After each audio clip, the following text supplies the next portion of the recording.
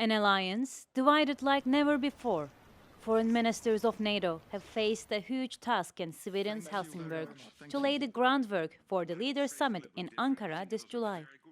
Are allies today leaving Sweden more aligned than they were before this meeting? And if so, what would success look like for NATO in Ankara in that context as well? Turkey as the host nation, how Turkey's role is evolving in your view? Yes, I think we are more aligned today than before today, because you always have discussions, and then when you come together in a ministerial meeting like this one, it always helps to align positions and then to come out and to say, hey, in the end, we all have the same goal, and let's work towards that. And I think Turkey will put up an incredible show in Ankara. It will be a splash.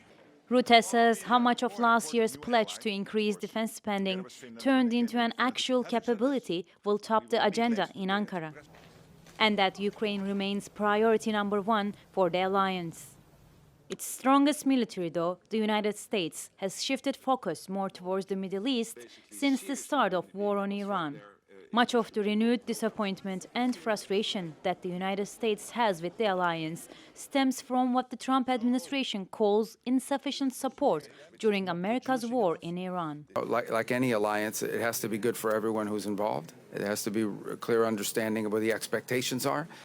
Rubio also says an adjustment of America's troops in Europe was long overdue, arguing a drawdown is neither political nor punitive, but rather to serve America's other obligations in the Middle East and Asia. And while allies may not be thrilled, they had been made well aware in advance.